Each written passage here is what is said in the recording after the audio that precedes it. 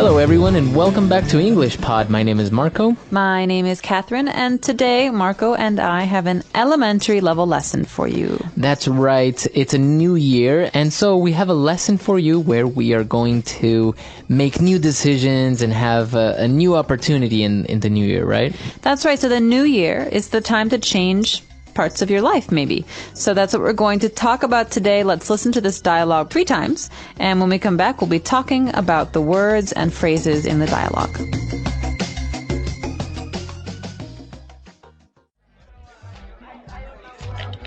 Now that it's the new year, I've decided to turn over a new leaf.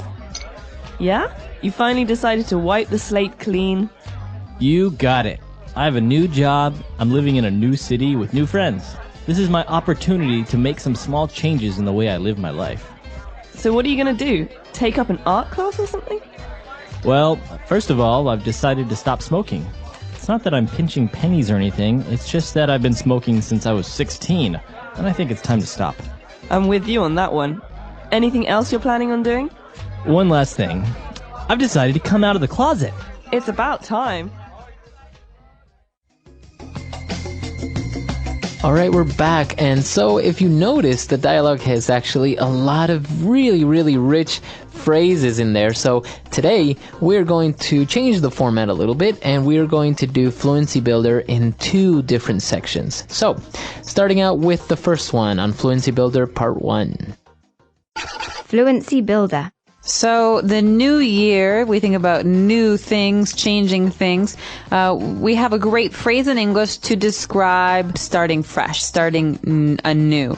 And we say, turn over a new leaf. Okay, so you turn over a new leaf. So that means that you are going to maybe make a radical change, right? Some completely new.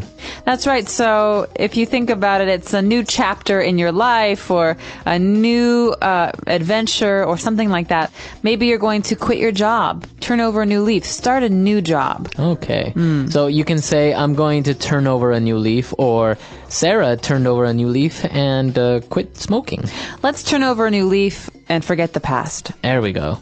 All right, so to turn over a new leaf. So just imagine that you have a leaf on the ground and you turn it over and it's nice and clean. All right, and talking about cleanliness, our second phrase is to wipe the slate clean. Okay, when I think about this phrase, I think about a chalkboard, okay? So a slate is like a chalkboard, and all of the things that you've done, good and bad, are on that chalkboard. And to wipe the slate clean means to erase those words, erase those things. So perhaps Marco and I fight all the time, and we're angry at each other. Finally, I say, listen, Marco, let's wipe the slate clean. Let's forget the past. Let's forget the things we said and start again. Let's start a new leaf. To wipe the slate clean is to just start over. You know, just to erase everything. Let's forget about it and start over. Exactly. All right, and so we're starting over, and his friend is asking, you decided to wipe the slate clean, and the friend said, you got it. You got what? What? It. What is it? In English, we love the word it. Yeah. Well, in this case, you got it means you're right, exactly. You understand what I'm talking about. Okay, so if you agree with me or I understand what you're talking about, you would say, you got it. You got it. You got it. Okay. All right, so I'm trying to explain to you, maybe, Marco, something very difficult, like, if you add 4 and 10, you get 14, but what if you add 10 more? It's 24. You got it. All right. Okay, so he understands math. Yes. Okay, so that's the way you would use you got it. It's a really popular phrase. I mean, you can use it on pretty much anything, not only if you're right, but also if somebody agrees with it or you promise something, right? So are you going to pick me up today? Yeah, you got it. Okay, no problem. So it's a way to agree or to show that you're saying yes. Yes. Okay, so why don't we listen to our dialogue again, and we'll come back shortly to look at Fluency Builder Part 2.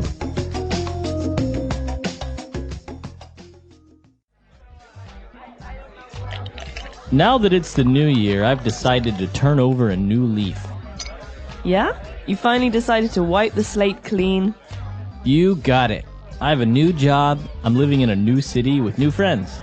This is my opportunity to make some small changes in the way I live my life. So what are you going to do? Take up an art class or something? Well, first of all, I've decided to stop smoking. It's not that I'm pinching pennies or anything, it's just that I've been smoking since I was 16, and I think it's time to stop. I'm with you on that one. Anything else you're planning on doing? One last thing. I've decided to come out of the closet. It's about time.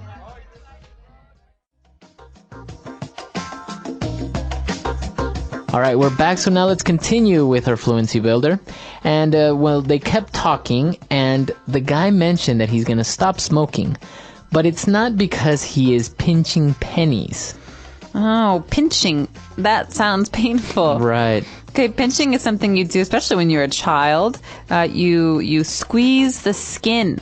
Pinch, and Right. it hurts. So to pinch really is to hold something with two fingers. To pinch pennies means to try to spend very, very, very little money. Okay? Right. So if we say, if I say, hey, Marco, you want to go to dinner tonight? There's this really nice Italian place. It's a little expensive, but... Oh, I can't. I'm sorry. I'm really pinching pennies these days because I'm kind of broke. So maybe we'll go somewhere cheaper. Yeah. So actually, pennies are 1 cent. 1 cent coins, right? They're called pennies in the United States. That's right. And it's the smallest kind of money that we have in America. So if you're pinching pennies, if you're saving pennies, it means you really don't have much money. Right, So you're really, really saving. That's right. Okay, so pinching pennies. So he decided to quit smoking, and his friend agreed with him and said, you know what? I'm with you on that one. Okay, so you quit smoking, Marco, and I quit smoking. I'm with you on that. I think it's a good idea. If I'm with you on that one, it means I agree with you. You're doing the right thing. So you can say, I'm with you on that one, or you can just say, you know what? I'm with you. Do it. I'm with or you. I'm with you. I agree. Or I'm with you. I support your decision. So you are going to go skydiving in a couple weeks. That means you're Right. going to jump out of an airplane. I'm not with you on that one. You don't support my decision. I think it's okay for you, but I would not want to do it personally. All right. Right. So you can do it in that way or just anything. You support somebody's decision. I'm with you. I'm with you on that one. Exactly. All right. And our last phrase, to come out of the closet. So who's in the closet? Why is somebody hiding in the closet?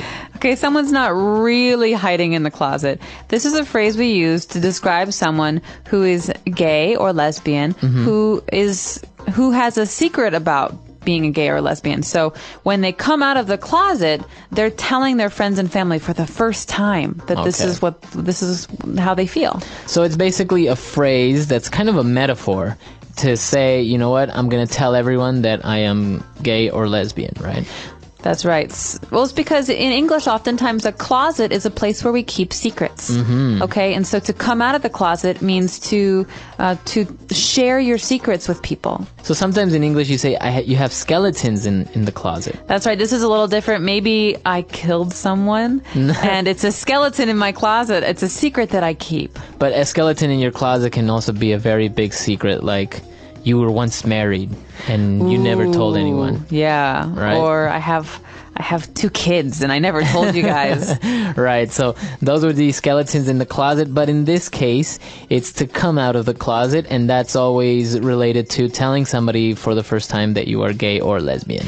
That's right. And we don't say it about being straight, which is the opposite, which Right. is men who love women and women who love men. Right. You don't say it about coming out of the closet there. You say it about being gay or lesbian. Okay, so very interesting, and so I think we should listen to this dialogue for the last time, and we'll be back to talk a little bit more.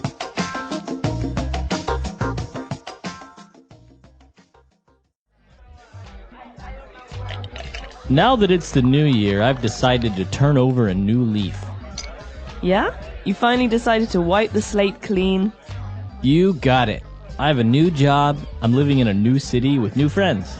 This is my opportunity to make some small changes in the way I live my life. So what are you going to do? Take up an art class or something? Well, first of all, I've decided to stop smoking. It's not that I'm pinching pennies or anything, it's just that I've been smoking since I was 16, and I think it's time to stop. I'm with you on that one. Anything else you're planning on doing? One last thing. I've decided to come out of the closet. It's about time.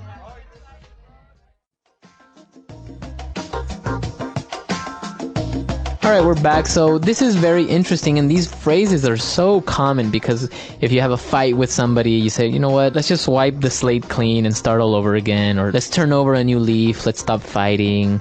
And especially in New Year's, right? Everyone makes a promise to start fresh.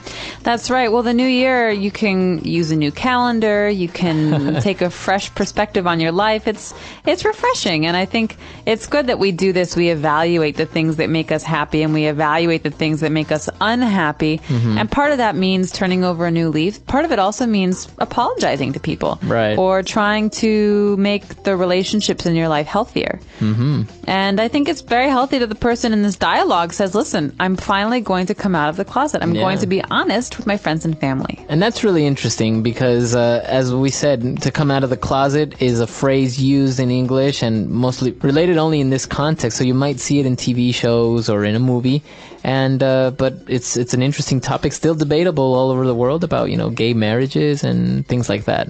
That's right. So we're curious about your New Year's resolutions. Are you going to be wiping any slates clean? Are you going to be doing anything differently this year? Let us know on our website, EnglishPod.com. We look forward to hearing from you, and until next time. Bye, everyone. Bye.